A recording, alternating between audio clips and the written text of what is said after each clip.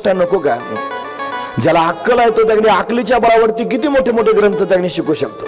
अद्वैत सिद्धी, चित्सुखी मोठे ग्रंथ आहेत की नाही. खंडन खंड खाद्य आहे की नाही. ग्रंथाची नावं सांगतो मी तुम्हाला. ग्रंथाचं नाव आहे. एवढे कठीण कठीण ग्रंथ आहेत. ज्याला अक्कल आहे त्या अकलीच्या बळावर तो ग्रंथांचं चिंतन अध्ययन करू शकतो. म्हणून अकलीच्या बळावर ग्रंथ कळायला लागले म्हणजे काय ब्रह्मनिष्ठा अकलीने कळत असते का? ती कृपेनेच होत असते. संत कृपा झाल्याशिवाय ते प्राप्त व्हायचं नाही. नेमके आज तुम्ही जेवले आणि त्याच्यात मी झोपायसारखं सांगायला लागलो.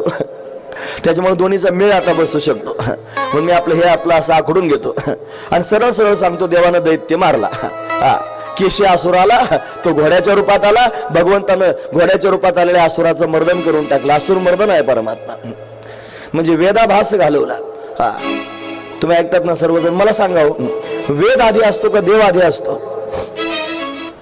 वेद आधी आहे का देव आधी आहे? देव आधी आहे.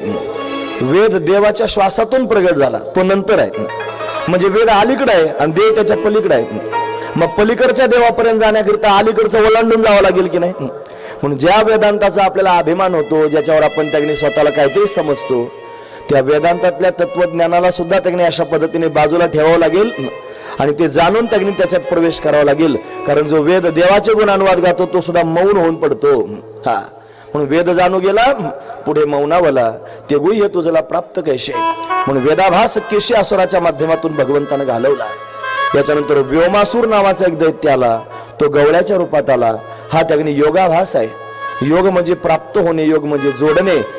प्राप्तीला सुद्धा त्यांनी योग असं म्हणतात. म्हणून त्यांनी भगवंताची प्राप्ती झाल्यानंतर सुद्धा माणसाला अभिमान होतो की मला देव प्राप्त झाला. मग देव प्राप्त झाल्याचा फुगीरपणा पोटात आला तरी देव सोडून जात असतो महाराज. महत्वाची गोष्ट आहे. म्हणून त्यांनी तो अभिमानही आपल्याला होऊ नये म्हणून ते त्यांनी त्याचं प्रतीक आहे योगाभासाचं. त्यांनी व्योमासूर भगवंतानं तो त्यांनी उद्धरून टाकला. असे मोठे मोठे दैत्य भगवंतानं मारल्यानंतर आता दैत्य शिल्लक राहिले नाही पाठवायला कंसाकडे. सारे मरून गेले, कोणीच शिल्लक राहिले नाही. कंस विचारात पडला. तुम्हाला माझ्याकडे फौज होती, फौज असुरांची, सारी फौज पाठवली, सारे मेले म्हणे. 8 दिवसात सगळ्यांचा खाकाना झाला. सगळे त्यांनी मरून गेले. काय करायचं मग आता? एवढा मोठा अरिष्टासूर होता, बैलाच्या रूपात आला होता, बलदंड होता आणि तो त्यांनी अशा पद्धतीने मारला गेला. कसा काय मारला गेला असेल? चिंतातूर झाला कंस. त्याची चिंता वाढू लागली आणि मग त्यांनी एक दिवशी त्याला नारदांचं दर्शन झालं महाराज. नारदजी महाराज आले. इथं वर्णन आहे. अरिष्टे निहते दैत्यो कृष्णेनाथ भूत कर्मणा कंसायाथाह भगवान नारदो देव दर्शनम. नारद देवाचं दर्शन त्याने कंसाला झालं आणि मग त्याचा संदेह अंतकरणातला फिटला. एक दिवशी चिंतातूर बसलेला हा कंस आहे आणि या कंसाच्या कानावर शब्द येऊ लागले महाराज. हे नारायण नारायण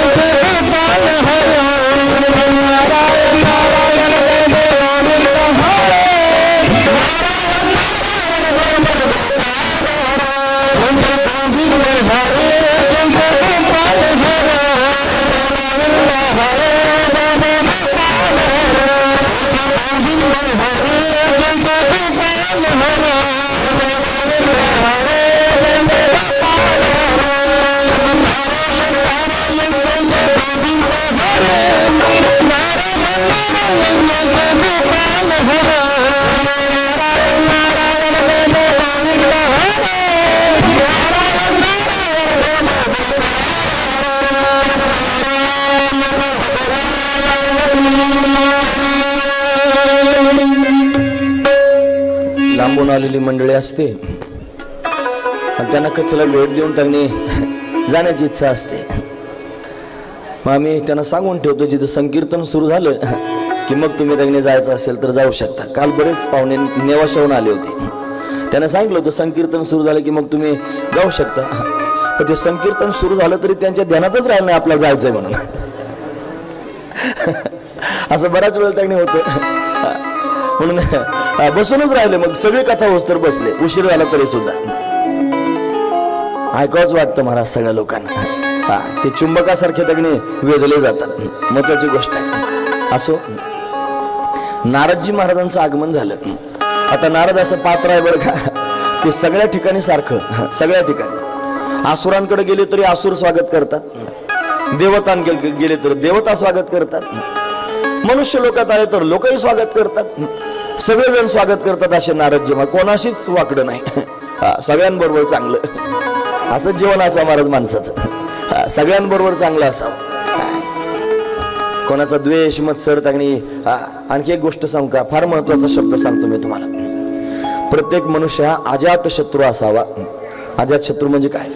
तो कोणाचा शत्रू नसावा आणि त्याला कोणी शत्रू नसावा, याला अजात शत्रू म्हणतात. म्हणून त्यांनी, आता तुम्ही म्हणाल मग आपण तर काय कोणाचं शत्रुत्व करीत नाही, लोक बळच आपल्याला शत्रू समजतात, त्याला काय करायचं? त्याला आपला नाईलाज आहे. पण त्यांनी आपण आपलं जीवन नीतिमत्तेनं सरळ सरळ जगत राहावं. कोण आपल्याला काय समजतोय त्याच्याशी आपलं काय कर्तव्य नाही. फक्त आपण अजात शत्रू राहण्याचा प्रयत्न मात्र नक्की करत राहावं. नारदजी महाराज अजात शत्रू आहेत. त्यांचं आगमन झालं, कंसाला समाधान वाटलं. रे या म्हणे नारदजी. स्वागत केलं त्यांना, त्यांनी बसवलं. कंस जरा थोडा सुकला होता. म्हणे का सुकला रे कंसा? सांगितलं काय नाही महाराज, एवढे मोठे मोठे आसूर मी पाठवतोय आणि ते सगळेचे सगळे आसूर त्यांनी मारले जात आहेत. तो कृष्ण त्यांनी त्या सगळ्या आसुरांना मारून टाकतोय. काय असं सामर्थ्य त्या कृष्णामध्ये असेल? कसं काय मारतोय तो कृष्ण एवढ्या आसुरांना? हेच मला कळत नाही. नारदजी हसले. ते म्हणले, कंसा तू फार भोळा बाबडा आहेस, तुला लोक फसवतात, तुला कळत नाही म्हणले. भोळ्या माणसाला कोणी फसवू शकतं, कारण तो सरळ असतो ना महाराज. बापूजींचं एक वाक्य मी परवा दिवशी वाचलं होतं. भोळ्या माणसाबरोबर जर षडयंत्र करून त्या भोळ्याला जर तुम्ही फसवत असाल तर देव तुम्हाला सोडणार नाही महाराज. मोजून मोजून त्यांनी बदला. देव असाच आहे महाराज. त्याला त्याचा जर कोणी अपराध केला आणि त्याच्यावर जर कोणी त्यांनी अशा पद्धतीने षडयंत्र केलं तर एक वेळ त्याचं सहन करील. पण त्याच्या भोळ्या भाबड्या भक्तांच्या विरोधात जर कोणी षडयंत्र करीत असेल तर त्याचं कामच काढतो. महत्वाची गोष्ट आहे. सावधान, तुम्हाला भ्याव दाखवतोस का, मला भीती दाखवतो समजा. म्हणून देवाच्या विरोधात काय षडयंत्र, तुम्ही 10 शिव्या द्या देवाला, तो सहन करेल. पण त्याच्या भक्तांचा जर तुम्ही अपराध करत असाल तर हरिजनाची कोणा न घडावी निंदा, साहत गोविंदा नाही त्याची, देवाला सहन होत नाही. पण पथ्य जीवनात पाळावं. या मंडपात बसणाऱ्या आणि जिथपर्यंत माझा आवाज जातोय त्या सगळ्या लोकांनी माझं म्हणणं ऐका, कान उंच करून. कधीच भगवंताच्या भक्ताच्या विरोधात षडयंत्र करू नका. जर षडयंत्र केलं तर परमात्मा माती करून टाकील, हे ध्यानात ठेवा. मी काय सांगतो ते, त्यानं अनेकांची माती केली. तुम्ही पाहिलंय, प्रत्यक्ष पात्र पाहिलंय. प्रल्हादावर अत्याचार केला महाराज हिरण्यकश्यपूने, देवानं फाडूनच फेकला, फाडून फेकून टाकला महाराज. म्हणून त्याच्या भक्तांच्या विरोधात षडयंत्र करायचं नाही. पण ते भोळे भाबडे भक्त असले पाहिजेत. नाही तर सारेच भक्त काही भोळे असतात असं नाही. कंस आहे आणि कंसाला नारदजी भोळा म्हणतात म्हणजे काय, कंस भोळा थोडाच आहे. ही नारदांची कला आहे, कलाकार आहेत महाराज नारद. कंसा तू फार भोळा भाबडा आहेस. कंस काय भोळा भाबडा नव्हता. म्हणे तुला सगळे लोक फसवतात. म्हणे कसं काय फसवलं, मला कोणी फसवलं सांगा. म्हणले तुला माहित नाही, यशोदाया सुताम कन्या देवक्या कृष्णमेवच रामम च रोहिणी पुत्रम वसुदेवेन बिभ्यता. यशोदाया सुताम कन्या, यशोदेला मुलगी झाली होती आणि देवक्या कृष्णमेवच, देवकीला त्यांनी मुलगा झाला होता कृष्ण. आणि तो जो बलराम आहे ना गोकुळात वाटतो तो सामान्य नाही, तो गोवळ नाही. रामम च रोहिणी पुत्रम, तो बलराम रोहिणीचा मुलगा आहे. आणि कशाने झाला असेल, वसुदेवेन बिभ्यता, वसुदेवानं तुला फसवलंय, आदला बदली केली. आपला मुलगा तिथे नेऊन ठेवला, तिथली मुलगी इथे आणली, तुला वाटलं मुलगीच झाली, पण देवकीला मुलगाच झाला होता आणि वसुदेवानं तो तिथे नेऊन पोहोचवला. हे तुला फसवलेलं आहे. मग कंसाच्या लक्षात आलं की तो कृष्ण का मारतोय. त्याला आकाशवाणीत ध्यानात आली की 8वा इलन तुला मारील. त्याला वाटलं सारे संपून गेले, आता आपलाच नंबर आहे. आपल्या कथेमध्ये थोडं तात्विक चिंतन ते सुरुवातीला आपण करतो आणि ते राहून गेले. सांगाव तरी काय काय. बरं आता असं आहे, कथा 4 तास होते. 4 तासाच्या कथेमधला एखादा 2 असा त्याने सेकंदाचा सुद्धा प्रसंग मला सांग की जो विनाकारण सांगितला. एक शब्द तरी विनाकारण. उगीच तुमच्या समोर चाटकुले चुटकुले सांगतोय का मी? अजिबात नाही सांगत. जे हिताचं आहे अगदी चाळून गाळून त्याने कथेला धरून तुमच्या समोर मी बोलतोय. मग 4 तासात जेवढं सांगायचं तेवढं सांगू झालं, त्याच्यातून ते राहिलं, आता त्याला मी काय करू? सरळ गोष्ट आहे. परमात्मा प्रगट झाला मथुरेमध्ये. मथुरा म्हणजे काय? माणसाचं शरीर हीच मथुरा आहे. मधुरे ती मथुरा. तिथून तो त्याने नंदराजाच्या घरी जाण्याकरिता निघाला. नंद म्हणजे काय? आनंदम दधाती ती नंदहा. यशोदा म्हणजे काय? यशम दधाती ती यशोदा. गोकुळात जाण्याकरिता निघाला. गोकुळ म्हणजे काय? गुणाम इंद्रिय कुळ नाम समूह. इंद्रियांच्या समूहालाच गोकुळ म्हणतात. तिथे परमात्मा राहण्याकरिता गेला. या मथुरेमध्ये, देह शरीर रूपी मथुरेमध्ये एक राजा राहतो. त्याचं नाव आहे कंस. कंस म्हणजे अहंकार. अहंकार रूपी कंस आहे. आणि हे सगळेचे सगळे दैत्य सांगितले. पुतना म्हणजे अविद्या, वत्सासूर म्हणजे मोह, शकटासूर म्हणजे संसार, तृणावर्त म्हणजे रजोगुण आणि तमोगुण. हे सगळं आपण ऐकलं ना महाराज आतापर्यंत. हे दैत्य किंवा असुर आहेत असं पाहू नका, हे विकार आहेत असं पहा. म्हणून हे विकार कोणाला धरून राहतात? हे अहंकाराला धरून राहतात. जिथं जिथं अहंकार आहे तिथं तिथं अविद्या आहे. जिथं जिथं अहंकार आहे तिथं तिथं मोह आहे. जिथं जिथं अहंकार आहे तिथं तिथं संसार आहे. जिथं जिथं अहंकार आहे तिथं तिथं रजोगुण तमोगुण आहे. जिथं जिथं अहंकार आहे तिथं तिथं या सगळ्या गोष्टी वास्तव्य करतात. या अहंकाराला धरूनच राहतात.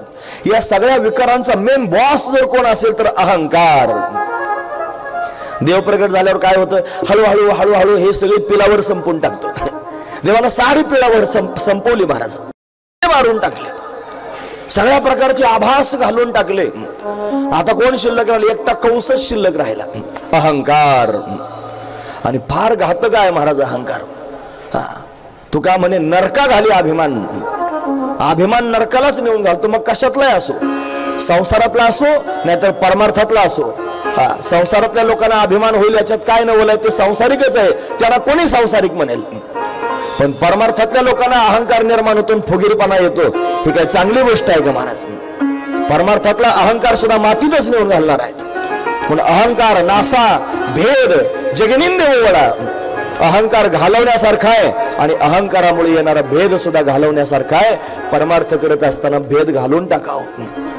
एखाद्याकडे जर तुम्हाला फार चुकीचं वर्तन दिसत असेल, फार चुकीचं वागतोय असं तुमचं मन म्हणत असेल, तर मन मोठं करा, त्याला क्षमा करा, त्याला क्षमा करा. आणि क्षमा करून सारखं करून घ्या. काय होईल तुम्हाला माहिती आहे का? तुम्हाला मोकळं जीवन जगता येईल. नाही तर जोपर्यंत तुम्ही त्याला क्षमा करीत नाहीत तोपर्यंत तुम्ही दडपणात जीवन जगता आहात. तोपर्यंत तुमचं जीवन दडपणात आहे. तुम्ही क्षमा करायला शिका. क्षमा करणं फार मोठं भांडवल आहे महाराज. आणि क्षमा सगळ्या लोकांना करता येत नाही. क्षमा करण्याकरिता फार मोठी तपश्चर्या असावी लागते जीवनामध्ये. ज्यांनी तपश्चर्या केली तेच क्षमा करू शकतात. म्हणून त्यांनी विश्व रागे झाले वन्नी संती सुखे व्हावे पाणी. विश्व रागानं अग्नी होत असेल तर संतांनी पाणी व्हावं. म्हणून त्यांनी विश्वपट ब्रह्मदोरा ताती उघडा ज्ञानेश्वरा. उपदेश केला मुक्ताईनं. म्हणून क्षमा करायला शिका. ज्यानं क्षमा करायला त्यांनी शिकलं तो त्यांनी समाधानानं जीवन जगू शकतो. म्हणून ज्यांच्यापासून तुम्हाला आजपर्यंत त्रास झाला असेल, ज्यांनी तुम्हाला वेदना दिल्या असतील, ज्यांनी तुम्हाला भयंकर त्यांनी अशा पद्धतीनं उठाठेव करायला लावली असेल, त्या सगळ्या लोकांना तुम्ही क्षमा जर करून टाकली तर तुम्ही मोकळे जीवन जगू शकता. नाहीतर तुम्ही त्याला मनातली मनात काढून टाकलं असलं मनातून तरी सुद्धा तो जर तुमच्या समोर आला तर आल्यानंतर त्यांनी तुमच्या मेंदूची तिडीक उठल्याशिवाय राहणार नाही. तुम्हाला त्याला पाहिल्यानंतर त्यांनी उलघाल झाल्याशिवाय राहणार नाही. महत्वाची गोष्ट आहे. म्हणून मी अभ्यास करतोय बरं का महाराज. मी नक्की अभ्यास करतोय. क्षमा करण्याचा अभ्यास करतोय. थोडं सोपं नाही हो. फार कडू आहे औषध. फार कडू आहे औषध. डोळे झाकून प्यायचा प्रयत्न केला तरी वकारी येते क्षमा करायची म्हणल्यानंतर. कारण त्रास झालेला असतो ना, फार वेदना झालेल्या असतात, फार जीव कासावीस केलेला असतो त्यानं, आणि त्याला क्षमा करायची असते. सोपं नाही ना महाराज तेवढं. पण एक गोष्ट माझी लक्षात ठेवा, जर तुम्ही ज्यानं भयंकर वेदना दिल्या त्याला क्षमा केली तर या कलियुगातले तुम्ही ओरिजिनल साधू व्हाल, तुम्ही ओरिजिनल साधू व्हाल. पण साधू दुसरीकडे शोधायला जाण्याची आवश्यकता पडणार नाही. साधुत्व तुमच्या अंगात त्यांनी स्वतःहून चालून येईल. साधू होण्याकरता क्लास लावावे लागत नाहीत, साधू होण्याकरता कुठेतरी संलग्न व्हावं लागत नाही. साधुत्व तर त्यांनी आपोआप आपल्या अंगावर चालून येत असतं. म्हणून चालून साधुत्व आपल्या अंगावर येण्याकरिता क्षमा केली पाहिजे. क्षमा फार महत्वाचं शस्त्र आहे. क्षमा, दया केली पाहिजे, क्षमा केली पाहिजे. म्हणून भूतांची दया हे भांडवल संता, हे त्यांचं वैभव आहे. असो, कंसाला सांगून टाकलं की आदला बदली वसुदेवानं केलेली आहे. कंस अहंकार आहे. आता अहंकाराची बारी आहे. सगळी पिलावर मरून गेलेली आहे. आता अहंकार मारायचा आहे. त्याची वेळ जवळ आलेली आहे महाराज. एखाद्याचं मरण जवळ आलं की सगळ्या गोष्टी आपोआप जुळून येतात. महत्वाची गोष्ट त्याला करावं लागत नाही. ते जर मृत्यूच त्या घटनेने होणार असेल तर तो जाणीवपूर्वक तिथं जातो म्हणजे जातोच, हे लक्षातच ठेवलं पाहिजे. आज एक दुर्दैवी घटना घडली आणि फार वाईट वाटण्यासारखी, फार आम्ही सुन्न झालो ऐकल्यानंतर. नामदेव महाराजांची पालखी म्हणजे पांडुरंग स्वतःच त्या पालखीमध्ये ज्ञानोबरायांना भेटण्याकरिता त्यांनी येतो पंढरपुरावरून. ती पालखी त्यांनी दिवे घाटापर्यंत आली. मोठा सोहळा, 2-3 हजार वारकरी त्या सोहळ्यामध्ये त्यांनी आहेत. दिवे घाट उतरत असताना एक जेसीबी त्यांनी वरतून उताराला त्यांनी येत होता. त्याचं ब्रेक फेल झालं आणि ब्रेक त्यांनी लागलं नाही. सगळ्या वारकऱ्यांच्या अंगावरून जेसीबी त्यांनी घातला. त्याच्यामध्ये नामदेव महाराजांचे 17वे वंशज सोपन काका नामदास यांचा जागेवरच मृत्यू झाला.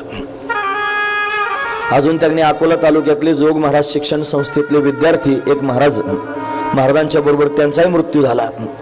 आणि जवळजवळ 20 लोक आता सध्या पुण्याला हॉस्पिटलमध्ये ऍडमिट आहेत. कोणाच्या पायावरून जेसीबी गेला, कोणाच्या पोटावरून गेला, कोणाला काय काय त्यांनी झालं. तुम्ही खरं सांगा, ते त्यांच्या मस्तीत धुंदीत त्यांनी चालले होते. त्यांना काय माहित होतं का मागून जेसीबी येणार आहे ना आपल्या अंगावर येणार आहे म्हणून. पण जिथं ज्याचा काळ ठरलेला आहे, जिथं ज्याची वेळ ठरलेली आहे, तिथं ती येणारच. देव सुद्धा मध्यस्थी करीत नाही महाराज. म्हणून आपल्या संप्रदायामध्ये महान संत होऊन गेले ज्यांचं नाव आहे चोखोबाराय. जे त्यांनी भिंतीचं काम चालू होतं, कोट तयार केला होता मंगळवेढ्याला, आणि त्या भिंतीचं काम चालू असताना ती भिंतच कोसळली आणि भिंतीखाली त्यांचा मृत्यू झाला. सांगा देवाला किती प्रिय होते. देव त्यांच्या ताटात बसून जेवत होता तरी त्यांचा मृत्यू भिंतीखाली पडून झाला. मग देव कुठे गेला? तार्किक लोकांना फार गंमत लागते मला बोट घालायला. मग त्यांना फार अवसान येतं, मग कुठे गेला तुमचा देव? असं व्हावं का? मग पालखी जवळ बरोबर चालले होते, वारीत चालले होते, दिंडीत चालले होते. त्यांची वेळ तिथंच होती ठरलेली. त्यांना त्याच जागेवरती त्यांनी जाणं निश्चित झालेलं होतं, म्हणून त्यांना तिथं जावंच लागलं. म्हणून ज्या वेळेला त्यांनी वेळ आलेली आहे त्याला तिथं जावंच लागणार आहे. आता कंसाची वेळ जवळ आली होती. कंस म्हणजे अहंकार, म्हणून तर नारदाचं दर्शन झालं होतं. पण नारदाच्या मुखातून हे खरं ऐकलं आणि कंसाची चिंता त्यांनी वाढली. कंस व्याकुळ झाला. हे नारदांना कळालं. तुम्ही ऐकतात ना सर्वजण? काम झाल्यानंतर नारदजी जास्त थांबत नाहीत महाराज. नारदानं थांबू सुद्धा नाही. काम झाल्यावर निघून जा. त्याचं काम फक्त त्यानं पूर्ण करा. काम झालं की नारदानं थांबायचं नाही. नारदजी थांबत नाहीत. त्यांना कळालं आपलं काम झालं. आता कंसाला कळाली गोष्ट. आता कंस घाबरला. कंसाला बातमी सांगून नारदजी महाराज भगवान श्रीकृष्ण परमात्म्याला भेटण्याकरिता गेले. भागवतात अनेक स्तुती आहेत की नाही. नारदजींनी त्यांनी भगवंताची स्तुती केली. ती स्तुती भागवतात पाहायला मिळते. आता मात्र कंसाला अन्न गोड लागेना, त्याला झोप लागेना, डचकून जागा व्हायला लागला. डोळा लागला की डचकायचा. समोरून एखादा माणूस आला, सेवक जरी आला, त्याला वाटायचं अरे आला कृष्ण आला. जेवायला बसलं की जेवणाच्या ताटात त्याला कृष्ण दिसायचा. अरे हा कृष्ण आहे. पाण्याच्या गडव्यात त्यांनी पाणी प्यायला लागले की पाण्यात कृष्ण दिसायचा. अरे कृष्ण आहे. झोपला की त्यांनी डचकून जागा व्हायचा. कृष्ण आला. झोप नाही, जेवण नाही, दुसरं चिंतन नाही, फक्त कृष्णाचं चिंतन. तुम्ही ऐकतात ना सर्वजण? भारी आहे कंस. आपल्या कधी झालं का असं? जेवणाच्या ताटात कृष्ण दिसला, पाण्याच्या गडव्यातच कृष्ण दिसला, समोर आलेल्या माणसातच कृष्ण दिसला, असं कधीच आपल्याला होत नाही. कंसाला होत आहे. देव दिसतोय सगळ्या ठिकाणी. कंसाचंच कौतुक करावं वाटायला लागलं मला. कंसाची विशेष स्तवावं वाटे. कंसाला अवस्था प्राप्त झाली, परमार्थाची अवस्था. काल मला कोणीतरी विचारलं, महाराज अवस्था म्हणजे नेमकं काय असतं? अवस्था म्हणजे नेमकं काय असतं? परमार्थात अवस्थाच झाली पाहिजे. कशी असते अवस्था? फार उड्या मारणं म्हणजे अवस्था असते काय? लोकांच्या समोर फार मोठ्या मोठ्याने रडणं म्हणजे अवस्था असते काय?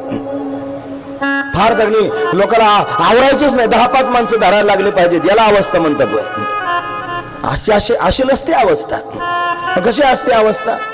सगळ्या कानाकानात परमात्माच दिसणं ही अवस्था. समोरून येणारा व्यक्तीमधून परमात्म्याचा भाव त्याने अंतःकरणात निर्माण होणं ही अवस्था. परमात्म्या वाचून करमतच नाही, दुसरं काही बोलावंसच वाटत नाही ही अवस्था. देवाच्या चिंतनामध्ये स्वतःला विसरून जाणं ही अवस्था. भगवान का भेटत नाही म्हणून एकांतात बसून त्यांनी 10 माकडून भगवंताकरिता रडणं ही अवस्था. लोकांच्या समोर प्रदर्शन करणं ही अवस्था नाही, आपण प्रदर्शनालाच अवस्था म्हणतो. आणि आपल्याला जर खरोखर अवस्था प्राप्त झाली असेल तर जगाला दाखवायची काय गरज आहे महाराज? ते जग काय करणार आहे? दाखवायचीच अवस्था. ज्याच्याकरिता मिळाली त्याला दाखवा. ही मातृशक्ती नांदायला जाते ना महाराज, कोणाकरिता नांदते? समाजाला दाखवाय करता नाही हो, ती तिच्या नवऱ्याकरिता नांदते. तिला नांदायचं पण लोकांना दाखवाय करता नाही, तिच्या नवऱ्याकरिता नांदायचंय. मग तिचं चांगुलपण, तिचं आचरण, तिचं त्याने दिव्य असणारे गुण तिच्या पतीला त्याने कळावेत, महत्वाची गोष्ट आहे. तसं त्याने आपल्या पोटात झालेली अवस्था लोकांना दाखवून काय करायचं? लोक फार तर फार कौतुक करतो, फार अवस्था येते. काय करतं त्या अवस्थेला? खरी अवस्था तर ही आहे, परमात्माच परमात्मा दिसणे. बाहेर पाहिलं तरी देवच आहे आणि आत पाहिलं तरी देवच आहे, ही परमार्थाची अवस्था आहे. त्या देवाच्या चिंतनामध्ये स्वतःला सोडून देणं हीच खरी परमार्थ. कंसाला अवस्था झाली, कंसाला अवस्था झाली. काय झालं कंसाला? त्याला जेवणाच्या ताटातच कृष्ण दिसायला लागला, ही अवस्था. त्याला पाण्याच्या गडव्यातच कृष्ण दिसायला लागला, ही अवस्था. बऱ्याच वेळेला त्यांनी कथा कीर्तनामध्ये अवस्था होते, इथं आल्यावर अवस्था होते, आणि घरी आल्यानंतर कोणाशीच चांगलं बोलत नाही. हा खरंच ना महाराज. मी दवाखाना चालू होतो त्यावेळेची गोष्ट सांगतो. कीर्तनामध्ये त्याने एका मावशीला फार अवस्था झाली. पाहिलं मी बारकाईनं, तिला फार अवस्था. बाकीचे लोक तिला धरायला होते. आता ती पण आमच्या दवाखान्यात येऊन त्यांनी पेशंट होती, ती सासू पण येत होती दवाखान्यात. आता म्हातारी माणसं त्यांनी आपल्या मनातलं कोणाच्या समोर सांगतात, मन मोकळं करायला करतात. त्या म्हातारीनं आपलं समजून सांगायला सुरुवात केली. म्हणले भाऊ काय सांगतो, लोकांच्या समोर फार देव धर्म हे लोक दाखवतात ना, तुला काय सांगू, घरात कोपऱ्यात कुचून मारती म्हणे सुनबाई मला, आणि तिला कीर्तनात अवस्था येते. आणि म्हातारी कोपऱ्यात धरून हाणायची. काय करतं त्या अवस्थेला महाराज? हे फक्त जगाला दाखवायची अवस्था नाही का? खरं तुम्ही सांगा. माझं बोलणं जरा कटू वाटत असेल, कठोर वाटत असेल, वाटो पडतो, मी काय करू त्याला? मी वस्तुस्थिती सांगतोय. जगाला काय दाखवण्याचा अर्थ आहे? बाहेर त्यांनी 10 लोक लागतात धरायला, एवढी अवस्था येते, आणि घरी जाऊन सासूला मारहाण करते. ही खरंच अवस्था असेल का? खरं तुम्ही सांगा. अवस्था कायम टिकून राहिली पाहिजे का 10 मिनिटाची असली पाहिजे? कायम टिकून राहिली पाहिजे. मग व्यवहारात कुठे जाते अवस्था? व्यवहारात कुठे देव दिसतो? प्रत्येक कणाकणात कुठे देव दिसतो? माणसात कुठे देव दिसतो? भूतमात्रात कुठे देव दिसतो?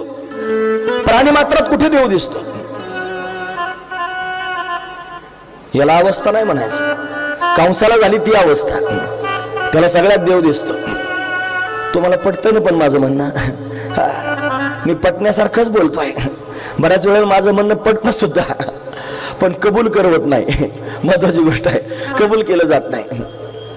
काही माणसाला प्रतिबंध असतात कबूल करायला, बऱ्याच गोष्टीच्या असतात, असं पडते. पण खरी अवस्था हीच आहे, कंसाला अवस्था झाली.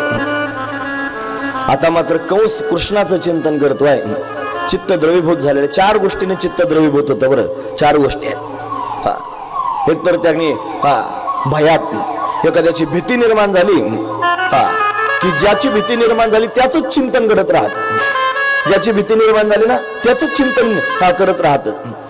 चित्त सारखं तो आठवणीत राहतो. आमचं बाळ एकदा लहान होतं, थोडं जास्त लहान होतं. आमचे एक मामा घरी आले आणि ते रडायला लागले. ती मामा असे त्याच्यावर धावले जोरात. मग तो जास्तच दम धरला त्यानं. मग त्याला जवळ घेतलं, त्याची छाती बिती चोळून त्याला सांगितलं घाबरू नको, ते मामा आपलेच आहेत, काय नाही मामा आपलेच आहेत असं त्याला सांगितलं. मग त्याचं रडणं थोडंसं थांबलं. पण ते 10-15 मिनिटं झाले की यायचं जवळ आणि हळूच म्हणायचं, दादा मामा आपलेच आहेत ना,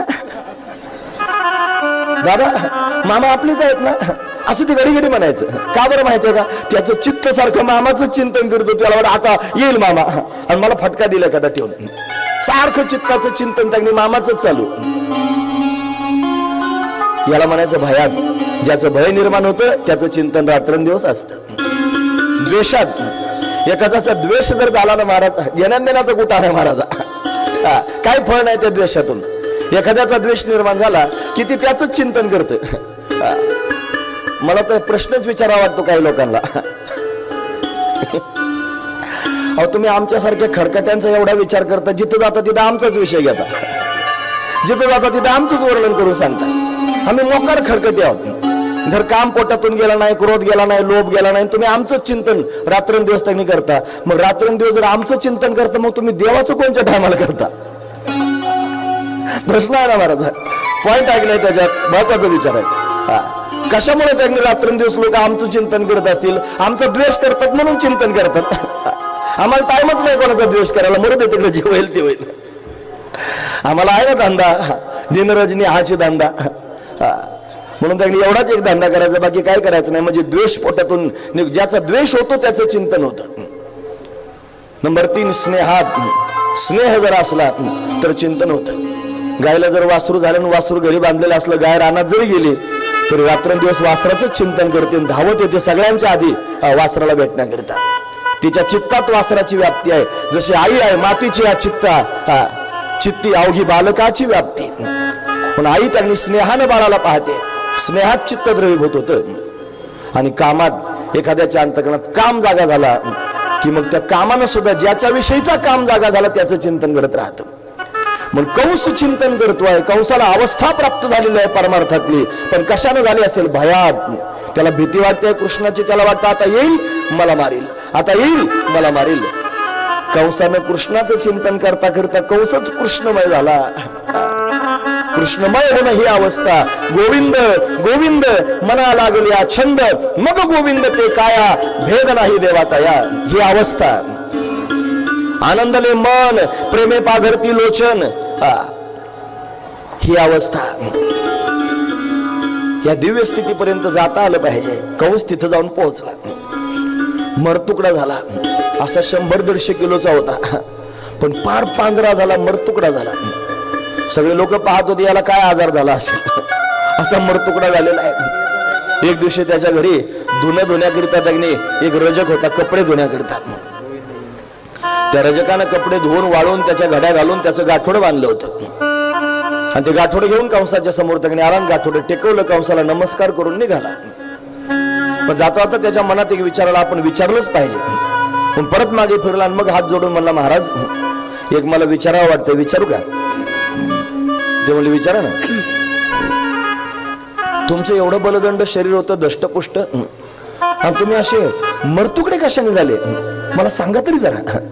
त्याला आतापर्यंत कोणीच विचारलं नव्हतं, यानेच पहिल्यांदा विचारलं. असं आहे, आपल्या पोटात एखादं जर फार खलबत चालू असलं आणि त्याने जर आपण सुकून गेलो आणि एखाद्या माणसानं जर आपल्याला एक शब्दभर त्याच्याविषयी विचारलं की कोणीतरी आपला आलाय असं वाटतं आणि आपण मन मोकळेपणाने त्याच्या समोर काहीतरी सांगतो. महत्वाची गोष्ट आहे. कंसाला त्यांनी हा जीवलग वाटला आणि कंसानं स्वतःच्या मनातलं सांगायला सुरुवात केली.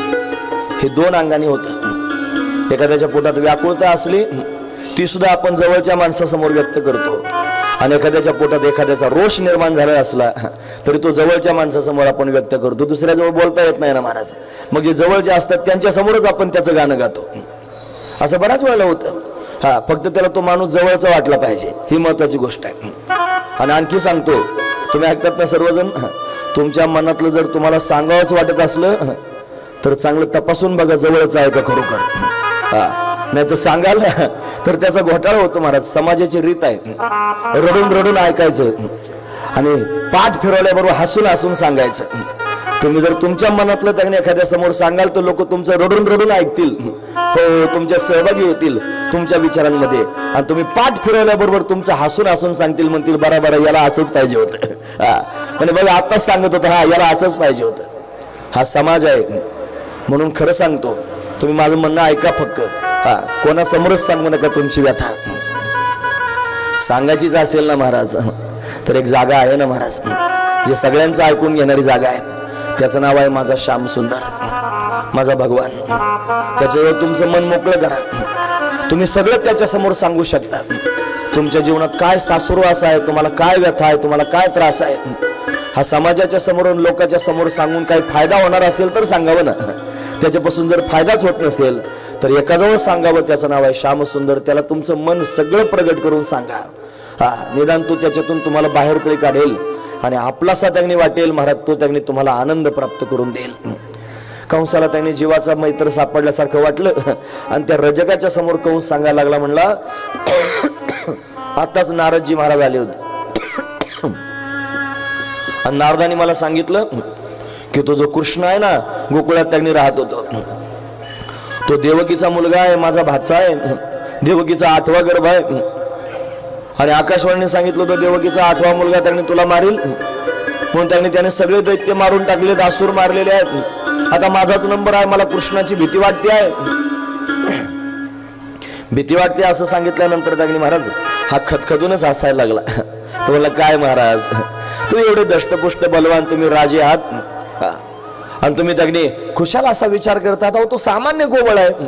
मग सामान्य गोवळ आहे, मग एवढे दैत्य कसं काय मारतोय. म्हणे तुम्हाला माहित नाही हे गवळे लोक, हे त्यांनी दही दूध तूप खाऊन त्यांनी पुष्ट झालेले असतात, बलवान ताकदवान असतात. यांना खायला काय दुसरा माल आहे का, म्हणे लोणीच खातात. दही दूध तूप लोणी त्यांनी खातात म्हणून बलवान झालेले आहेत. काय लागतं म्हणे असुरांना मारायला. हो म्हणे तर खरंच आहे. मग त्याला मारायचं कसं, म्हणे शत्रू जोपर्यंत त्याच्या स्थानावर आहे तोपर्यंत बलवान असतो. त्याला स्थान भ्रष्ट करा, त्याला जरा आपल्या मथुरेत बोलवा, मग बघा काय होतं ते. त्याला तुमच्यापर्यंत येऊच द्यायचं नाही. मग तुमच्यापर्यंत येण्याकरिता त्याला माझ्याच दारावरून जावं लागेल. आणि मला रोज धुणं धुवायची सवय आहे. मला तुम्ही ऐकतात ना सर्वजण, रोज धुणं धुवायचंच काम. नवीन नवीन कपडे धुतो म्हणले मी रोज, आणि असे तसे नाही धुत. तुम्ही ऐकतात ना सर्वजण. अहो धुणं धुवायचं तुम्ही हसतात का बरं, मला हेच समजत नाही. तुम्हाला बरोबर कळतंय मला काय म्हणायचं ते, तुम्ही हुशार आहात. हे बघा, बऱ्याच ठिकाणी श्रोत्यांची वानवा असते हो. फार ठिकाणी कथा सांगायला जाण्याचा प्रसंग येतो, कीर्तन करायला जायचा, असा पश्चाताप होतो महाराज. काही ठिकाणी लांब गेलो कीर्तन सांगायला आम्ही वाशिमला, इतके लांब गेलो कीर्तन सांगायला, अख्खं कीर्तन लोकांना कळालंच नाही, जाऊन पश्चाताप. कोणाला काहीच कळालं नाही, ते लोकांनी तोंडाकडे बघायचं. बरं आपण एखाद्याकडे पाहून सांगायला लागलं त्यांनी दुसरीकडे बघायचं. त्याला वाटतं हे लोकांच्या मनात हा एक भाव असतो बरं का. लोकांना अशी जाणीव होते, जे अर्थी आपल्याकडे बघून सांगतात ते अर्थी आपली याची ओळख होईल. आणि ओळख झाली चिकटलं मग काय करा. सारी दुनिया चिकटाय वाटते, पण बुवा चिकटला मग घोटाळा होतो. लोक नजर चोरतात, इकडे इकडे पाहायला सुरुवात करतात. असं बऱ्याच कीर्तनात पाहायला मिळतं. श्रोतेच सापडत नाहीत. तुम्ही असे चाणक्य आहात. मी फक्त धुणं धुवायचं म्हणलो, मी काय चुकीचं म्हणलो का, तरी तुम्ही असले का बरं. तुम्हाला माहित आहे मला काय म्हणायचंय. असो, आपल्या परिसरात त्यांनी कथा कीर्तन करण्याचा वेगळाच आनंद असतो. वेगळाच आनंद. मला मग नारायणगावकर मंडळी आली होती, ती गेले. आता ते म्हणले बघा तुम्ही पथ्य पाळत नाही, तुम्ही जास्त वेळ त्यांनी कथा करता.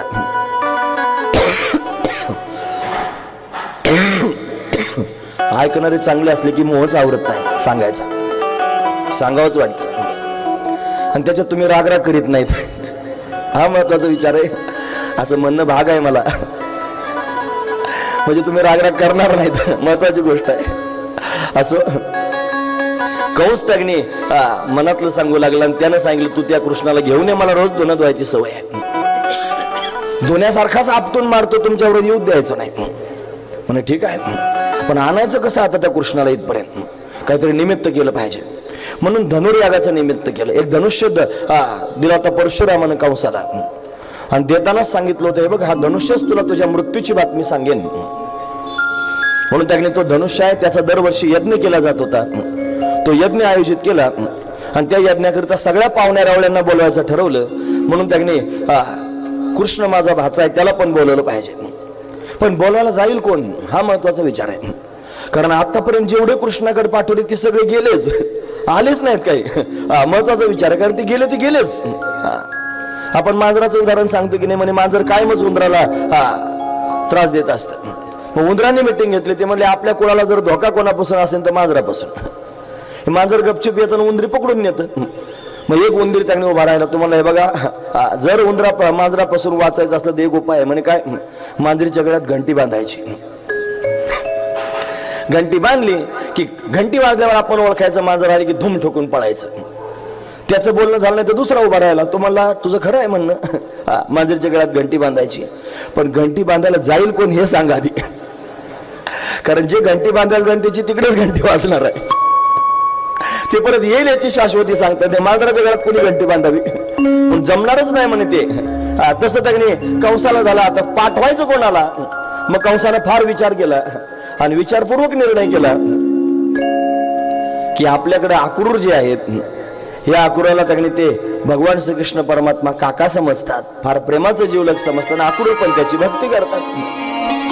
म्हणून अक्रूरजींनाच पाठवलं पाहिजे. अक्रूरला बोलावून घेतलं. म्हणजे अक्रूरजी, मला आताच कळालंय कृष्ण माझा भाचा आहे आणि तो असा त्याने लोकांच्या घरी राहतो, हे काय मला बरं वाटत नाही. म्हणून तुम्ही त्याने जा आणि माझ्या भाच्याला त्याने घेऊन या धनोरी. अक्रूरजी म्हणले, मला माहिती आहे तू मला का पाठवतोस, खरं बोलले जरा. तोंडावरच त्याच्या, नाही तर ज्याच्याकडे सत्ता असते त्याच्या तोंडावर खरं नाही बोलता येत महाराज. हा मोठं कठीण असतं. खरं असलं तरी खरं बोलता येत नाही, कारण सत्ता आहे ना त्याच्या हातात. एक मन आहे माझ्याकडे, सांगू का? सत्य पुढे शहाणपण चालत नाही. कंसाकडे सत्ता होती, आता हा मग शहाणा होता, पण याचं शहाणपण सत्य पुढे चालेल ना, काय करायचं? पण तरी बळजबरी करून बोलायला सुरुवात केली. मी जाणार नाही म्हणे. का? मला माहिती आहे तू कशाला बोलवतोस, तुला मारून टाकायचं त्या कृष्णाला म्हणून बोलवतोस, पण मी जाणार नाही. असं म्हणलं की कंस असा रागवला महाराज. हातात तलवार घेतली ना अक्रूराच्या मस्तकावरच त्याने आता मुंडकच ओढवणार आहे. इतक्यात त्याने अक्रूरजी म्हणले, हो शांत व्हा. का बरं? अक्रूरानं तेवढ्यात विचार केला, तुम्हाला याच्या हाताने मरून अधोगतीला जाण्यापेक्षा कृष्णाला इथं आणून याला सद्गती दिली चांगली. याला विवेक म्हणतात. ऐकतात ना तुम्ही सर्वजण? कंसाच्या हाताने मरण येणं म्हणजे अधोगतीलाच जाणं. त्यापेक्षा कृष्णाला चित्त घेऊन यायचं आणि याचा उद्धार त्याच्या हाताने करायचा, याला सद्गती द्यायची. म्हणून मला ठीक आहे जातो. जाण्याकरिता तयार झाले अक्रूरजी. आता अक्रूराला माहिती आहे मला तिथं जाऊन खरं सांगायचंय, कारण हा परमात्मा त्याने आता 11 वर्षाचा झाला होता.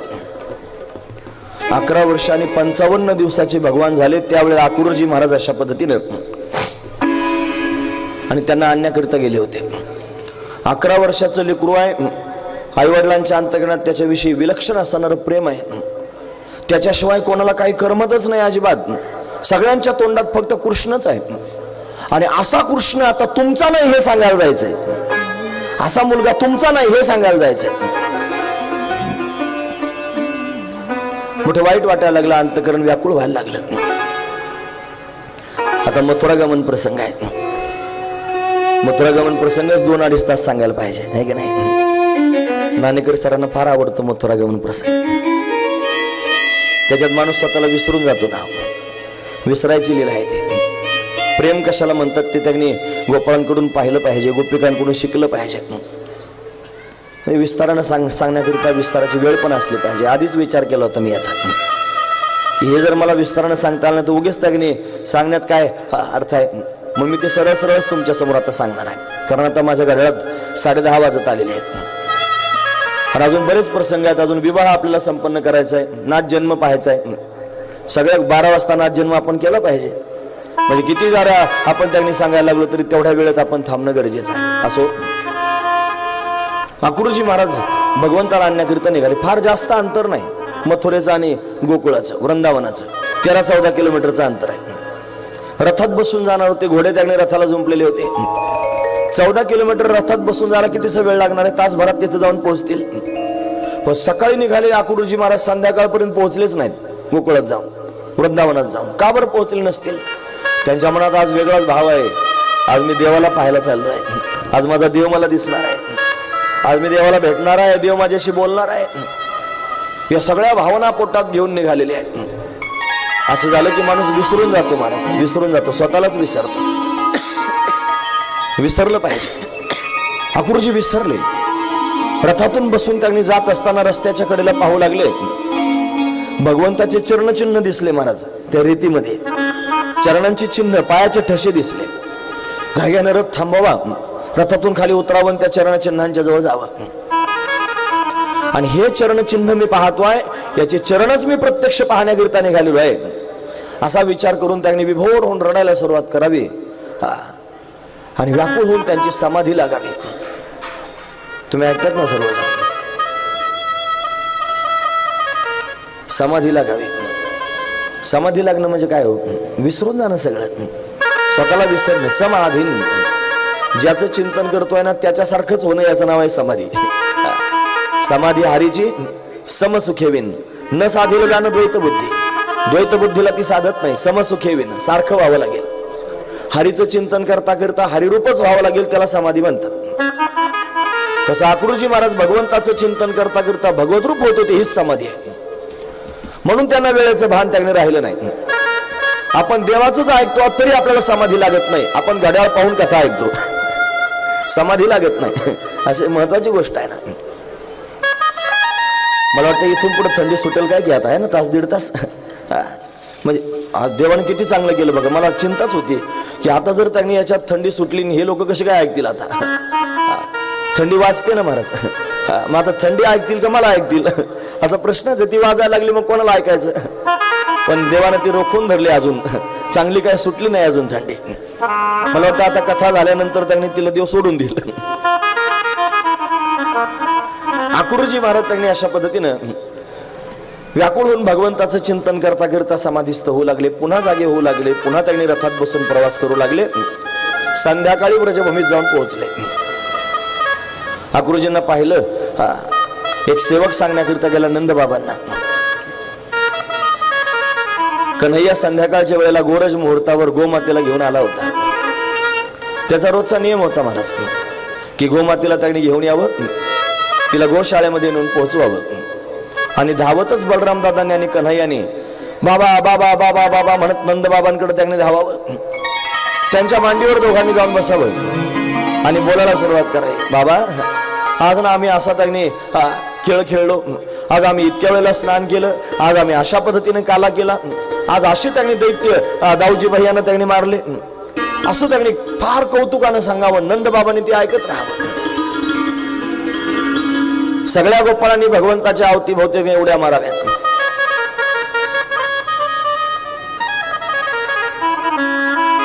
सगळ्यांनाच बाहेर जाऊन या वाटते का? वाटतंय का? नाही वाटत? वाटत असलं तर संकीर्तन घेऊ शकतो मी. नाही वाटत ना? बराच वेळ लागेल बरं अजून. असू द्या.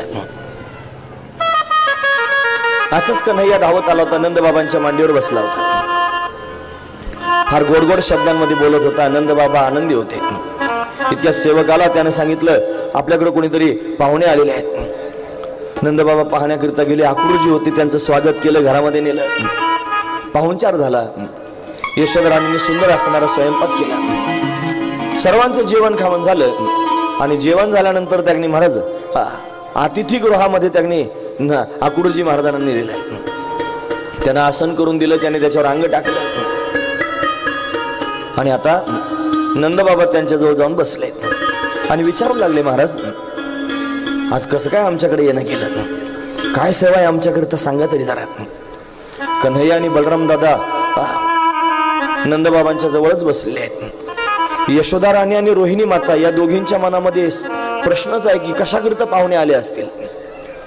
मग मर्यादित असणाऱ्या पूर्वीच्या स्त्रिया होत्या. पाहुणे रावळे आले की सगळ्यांच्या समोर यायचं नाही. लांबलचक त्यांनी पदर डोक्यावर घेतलेला असायचा.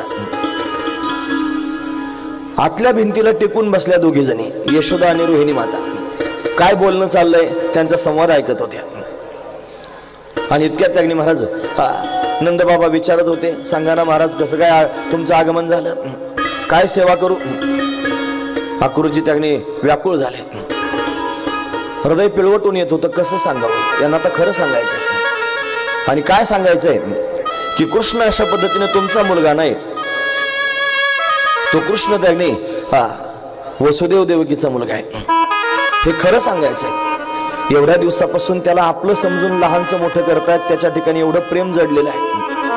आणि एकाएकी जर त्यांनी ऐकलं हा आपला मुलगा नाही दुसऱ्याचा मुलगा आहे, काय त्यांच्यावर आघात होईल.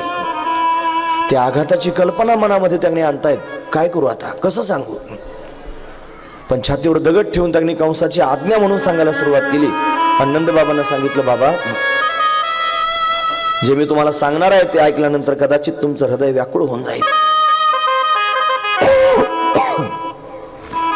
तुम्हाला माझं म्हणणं त्यांनी पटणारही नाही, पण मी वस्तुस्थिती तुमच्या समोर सांगण्याकरिता आलो आहे. म्हणजे काय आहे सांगा तरी जरा. मला कंसानं पाठवलंय. कंसानं मोठ्या यज्ञाचं आयोजन केलं, त्याला धनुर्याग असं म्हणतात.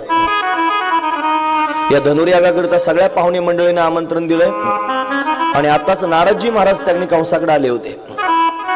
नारदांनी कंसाला सांगितलं एक विशेष असणारी बातमी की देवकीला त्यांनी कन्या झाली नसून देवकीला पुत्र झाला होता आणि यशोदेला कन्या झाली होती. वसुदेवानं ती आदला बदली केलेली आहे. म्हणून त्यांनी तुमच्या गोकुळामध्ये वाढणारा हा कृष्ण हा तुमचा मुलगा नाही, हा वसुदेव देवकीचा मुलगा आहे असं ऐकल्याबरोबर त्यांनी नंदबाबांच्या काळजामध्ये धस्स झालं. यशोदा राणी व्याकुळ झालेली आहे. तिने हे शब्द ऐकले. आई आहे ना महाराज, कधीच मान्य करू शकत नाही.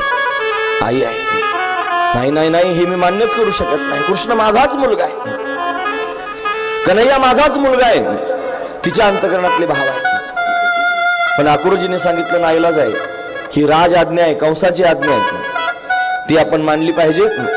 पण मी कृष्णाला घेण्याकरिता आलेलो आहे, मी कृष्णाला मथुरेला नेण्याकरिता आलेलो आहे.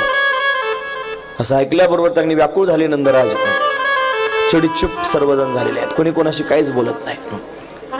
नंदराज निमूटपणे ते स्थान सोडून त्यांनी निघून गेले आपल्या कक्षेमध्ये.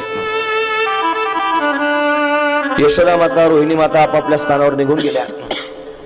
कन्हैयाचा रोजचा नियम होता की दिवसभर उड्या मारून थकून आलेला हा कन्हैया 10-11 वर्षाचा नंदबाबांबरोबर बोलून झालं की मैया मैया मैया करत त्यांनी फार भूक लागली, मैया काहीतरी खायला दे असं म्हणणारा कन्हैया. आणि जेवण खाऊन झाल्यानंतर हा छोटासा कन्हैया, ती बालमूर्ती, त्यानं आईच्या कुशीत त्यांनी जाऊन झोपावं. आईनं त्याला कुरवाळावं, हृदयाला लावावं, असा नित्यक्रम होता. आई मला झोप येत नाही ग, काहीतरी गोष्ट सांग ना. मग आईनं त्यांनी मत्स्य अवताराची कथा सांगावी, कश्यप अवताराची कथा सांगावी, सगळ्या अवतारांच्या कथा सांगाव्यात. आणि यानं मनातले मनात म्हणावं, बरोबर आहे, असं तर मी केलेलंच आहे. तिला काय माहिती याचीच कथा सांगते याला म्हणून. महत्वाची गोष्ट आहे. राम अवताराची कथा त्यांनी सांगावी आणि यानं आईच्या मुखातून कथा ऐकता ऐकता शांतपणे झोपावं. तिनं अंगाई त्यांनी गीत गावं, कन्हैयाला त्यांनी झोपी लावावं. आजही त्यांनी कन्हैया आईच्या कुशीत झोपण्याकरिता निघाला. आईला जाऊन बिलगलेला आहे. खरं त्याला माहिती आहे की आता मला उद्या जायचं हे त्यानंच ठरवलेलं आहे. महाराज त्याला जायचं हे त्यानंच ठरवलेलं आहे. मग उद्या जाणार आहे. उद्यापासून पुन्हा कधीच त्यांनी या यशोदामाईच्या कुशीत त्यांनी मला झोपता येणार नाही. ही आई मला त्यांनी पुन्हा अशा पद्धतीने कधीच कुरवाळणार नाही, कारण परत जरी मला ही भेटली तरी एवढा लहान मी राहणार नाही हे त्याला माहिती आहे. म्हणून व्याकुळ झाला होता.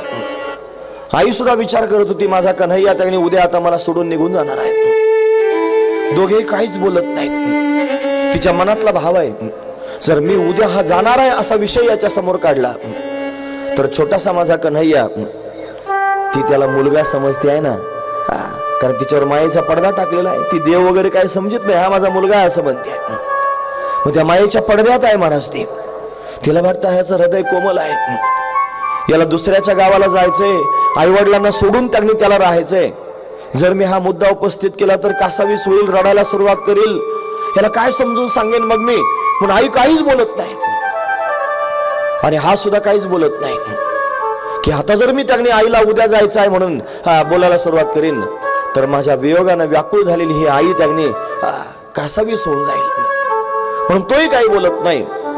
पण दोघे झोपत नाहीत, रात्रभर जागेच आहेत महाराज. या अंगावरचे या अंगावर होत आहेत. आणि यशोदामाई त्यांनी कन्हैयाच्या सगळ्या बाललेल्या डोळ्यासमोर आणते आहेत.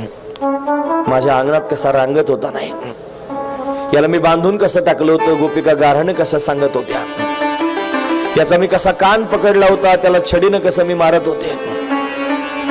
यानं माती खाऊन त्याने मला ब्रह्मांड दर्शन घडून दिलं होतं. या सगळ्या गोष्टी तिच्या डोळ्यासमोर त्याने उभ्या राहत आहेत. त्याच्या मुखाला लोणी लागलेला आहे, तो सर्वांना त्याने वेधून घेतो आहे. या सगळ्या गोष्टी तिच्या डोळ्यासमोर चित्रासारख्या उभ्या राहू लागल्या आणि तशी तशी व्याकुळ होऊ लागली. सकाळ पहाट त्याने होऊ लागली. यशोदा राणीने कन्हैयाला जागा केलं. जागो मोहन प्यारे, जागा हो कन्हैया, तुला मथुरेला जायचंय बाळा. कन्हैया जागा झाला. नित्यकर्म आटोपू लागला. आईनं त्याला स्नान घालायला सुरुवात केली. उंच चौरंगावर बसवलेला आहे. गडवाभर पाणी घेऊन त्याच्या मस्तकावर ओतलेला आहे. गडवाभर पाणी डोक्यावर ओतल्याबरोबर देवानं डोळे बंद करून घेतले. मनामध्ये साठवतोय, ही आई मला स्नान घालते आहे. आजच हिच्या हातानं स्नान प्राप्त होणार आहे. उद्यापासून ही मला स्नान घालणारच नाही.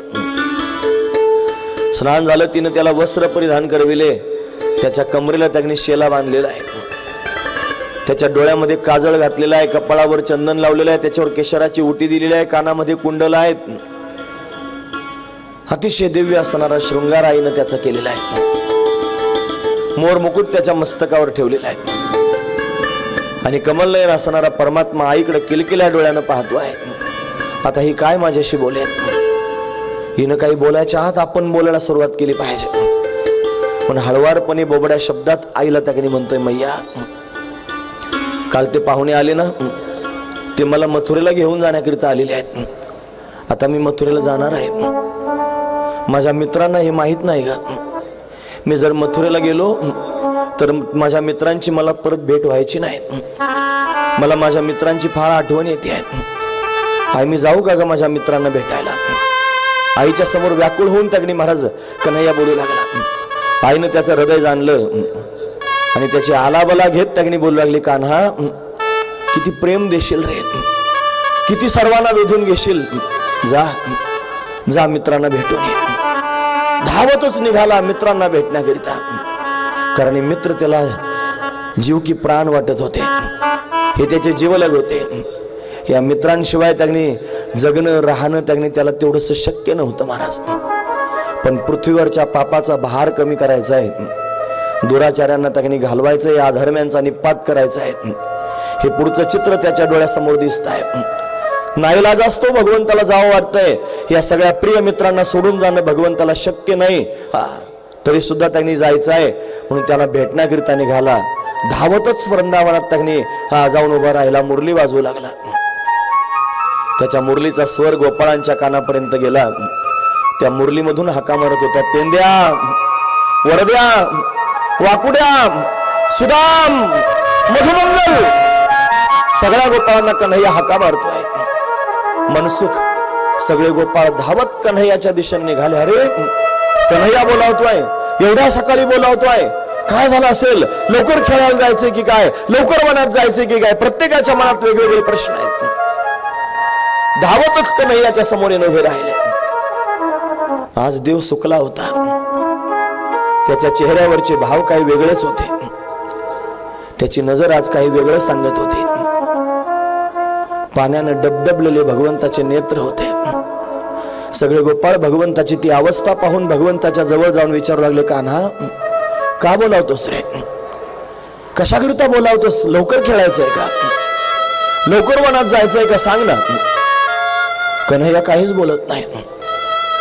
तो काहीच बोलत नाही म्हणून गोपाळ अजून जवळ जाऊन त्याला गदगदून हालून विचारू लागले, कान्हा, अरे काहीच का बोलत नाही? सांग ना काहीतरी, काय झालं असेल? मग काहीच न बोलणारा हा कान्हा आणि गदगद वाणीने मित्रांकडे पाहून त्याने बोलू लागला, मित्रांनो, खेळण्याकरिता बोलवत नाही रे, वनात जायचंय म्हणून त्याने बोलवत नाही, तुम्हाला काही सांगायला बोलवतोय. काल आमच्या घरी एक पाहुणे आले, अक्रूरजी. या अक्रूरानं नंदबाबांना सांगितलं की मी नंद यशोदेचा मुलगा नाही, मी वसुदेव देवकीचा मुलगा आहे. कंस माझा मामा आहे आणि कंसानं मला घेण्याकरिता त्यांना पाठवलेलं आहे. आता मी व्रजभूमीला सोडून त्यांनी मथुरेला जाणार आहे रे. असं ज्या वेळेला कन्हैया बोलू लागला, सगळ्या गोपाळांच्या पायाखालची जमीनच सरकली. आभाळ फाटल्यासारखं वाटू लागलं. हृदयामध्ये धस्स झालं. कान्हा, तू जाणार आहेस? होय रे मित्रांनो, मला जावं लागणार आहे, माझं कर्तव्य मला बोलावत आहे, मी गेलं पाहिजे, मी जाणार आहे. गोपाळ व्याकुळ झाले आणि हात जोडून भगवंताच्या समोर त्यांनी बोलू लागले, कान्हा जाऊ नकोस रे देवा, तुझ्या वाचून कोणी नाही रे आम्हाला. एवढं प्रेम त्यांनी तुझ्याकडून प्राप्त झालं, तू जगाचा मालक आहेस याची आम्हाला जाणीव आहे, तू भरभरून प्रेम देण्याकरिता त्यांनी आलास याची आम्हाला जाणीव आहे. आम्ही सामान्य आहोत रे, गवळ्याच्या घरची मुलं आहोत, अतिशय सामान्य ताक वरपणारे आम्ही मुलं आहोत. काय आमचा अधिकार? तू जगाचा मालक आहेस तर सुद्धा प्रेमानं आमचं नाव घेऊन आम्हाला हाक मारतोस, कधीतरी प्रेमानं पेंद्या म्हणतोस, वरद्या म्हणतोस, वाकड्या म्हणतोस. तुझ्या त्या हाक मारण्यानं त्यांनी हृदय भरून येतं रे देवा. तू प्रेमानं गळ्यात हात घातल्यानं त्यांनी फार बिभोर झाल्यासारखं वाटतं. तू ज्या वेळेला हृदयाला लावतोस तेव्हा मोक्ष सुखाला सुद्धा ओवळून टाकावं असं वाटतं. एवढं प्रेम त्यांनी दिलंस आणि आता जाण्याकरिता निघालास देवा, जाऊ नकोस रे कन्हैया, जाऊ नकोस रे. गोपाळ सगळे व्याकुळ झाले. भगवंतानं गोपाळांची ती स्थिती जाणली, त्याला कळालं आता हे गोपाळ मला जाऊ देणार नाहीत, काय केलं पाहिजे. घाईघाईनं त्याने सर्वांना भेटून जाण्याचा विचार करू लागला. एकेकाला व्यक्तिशः भेटायचंय. पेंद्याच्या समोर जाऊन उभा राहिला. पेंद्याचं वय देवापेक्षा जास्त होतं. भगवान पेंद्याच्या समोर जाऊन उभा राहिला. त्याच्या मुखाकडे पाहत त्याने हात जोडून बोलू लागला, पेंद्या तू माझ्यापेक्षा वयानं जास्त आहेस रे. कधीतरी मी तुला रागावलं असेल, कधीतरी तुझी थट्टा केली असेल, कधीतरी तुला चिडवलं असेल, मला क्षमा कर रे, मी जाणार आहे, माझा राग धरू नकोस बरं. असं त्यावेळी कन्हैया पेंद्याच्या समोर बोलू लागला. पेंद्या वयानं मोठा होता पण भोळा भागडा होता आणि समर्पण पेंद्याच्या जीवनामध्ये होतं. पेंद्या भगवंताकडे पाहून त्याने व्याकुळ होऊन रडू लागला. देवाला त्याने घट्ट मिठी मारली. देवा असं म्हणू नकोस रे, उलट आम्हीच तुझ्यावर रागावलं असेल, आम्हीच तुला आमच्या खेळातून बाजूला केलं असेल, आम्हीच तुला त्याने हिनवलं असेल. 5 पोळ्या 3 भाकरी 1.5 कानावाला 1 पुरी, आमची ठकोनी खाशी शिदोरी, असं म्हणून तुला त्यांनी आमच्या खेळातून बाजूला केलं असेल. तुझी आई आम्हाला रागावते म्हणून त्यांनी आम्ही तुला बाजूला खेळातून त्यांनी उभं केलं असेल. कान्हा त्यावेळेला झाडाखाली त्यांनी उभं राहून आमचा खेळ पाहून काकुळती येऊन त्यांनी आमच्या समोर हात जोडून म्हणत होतास रे, मित्रांनो मला तुमच्या खेळातून बाजूला करू नका रे, तुमच्याशिवाय मला कोणी नाही. काकुळती येतो हरी क्षणभरी निवडिता, तुमची मज लागली सवे ठाईची नवे न हो गडे. तुमची मला सवय लागली असं म्हणून व्याकुळ होत होतास कान्हा, आणि आता आम्हाला सोडून जाण्याचा विचार करतोयस कान्हा, असं करू नकोस. पेंद्या रडू लागला. सगळे गोपाळ गहिवरलेले आहेत. वरद्या वाकुड्या श्रीदाम सुदाम या सर्वांना भगवान व्यक्तिशः भेटतो आहे. कोणाच्या मस्तकावरून हात फिरवतोय, कोणाला हृदयाला लावतोय. ब्राह्मणाचा मुलगा होता, त्याचं नाव आहे मधुमंगल, जो शांडिल्य ऋषींचा मुलगा आहे. त्याच्या आईचं नाव आहे पूर्णमासी काके. भगवंताला फार प्रिय आहे. त्याच्या तोंडातली ताकाची गुळणी भगवंताने त्यांनी महाराज घटघटा प्यायला सुरुवात केली होती. ब्रह्मादिक देव सुद्धा बघत होते. असा मधुमंगल, छोटासा मधुमंगल त्याच्या समोर कन्हैया जाऊन उभा राहिला आणि मधुमंगला म्हणू लागला, मधुमंगला मला गेलं पाहिजे, मी आता जातो आहे. मधुमंगल भगवंताच्या मुखाकडे पाहून बोबड्या शब्दात बोलू लागला, कान्हा तू मला खरंच सोडून जाणार आहेस, मला सोडून जाऊ नकोस रे देवा, मला सोडून जाऊ नकोस. असं ज्या वेळेला त्यांनी मधुमंगल भगवंताच्या समोर बोलू लागला, भगवंताचं हृदय व्याकुळ झालं. 5 वर्षाच्या त्या मधुमंगलाला भगवंतानं हृदयाला धरलेला घट्ट त्याने, मधुमंगला तुला सोडून जावंसं वाटत नाही रे मला, पण माझं कर्म मला बोलावत आहे, माझं कर्तव्य मला बोलावत आहे, मी गेलं पाहिजे. सर्व गोपाळ व्याकुळ झालेले आहेत, आता मला जाऊच देणार नाहीत हे भगवंताला कळालं.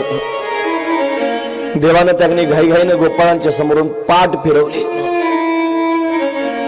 देवानं पाठ फिरवल्याबरोबर गोपाळ व्याकुळ होऊन रडत होते. अंग टाकून त्यांनी रडतायत, देवा जाऊ नको रे, पण त्यांच्या मनामध्ये एकच विचार आहे, आता याला थांबवलं कसं पाहिजे.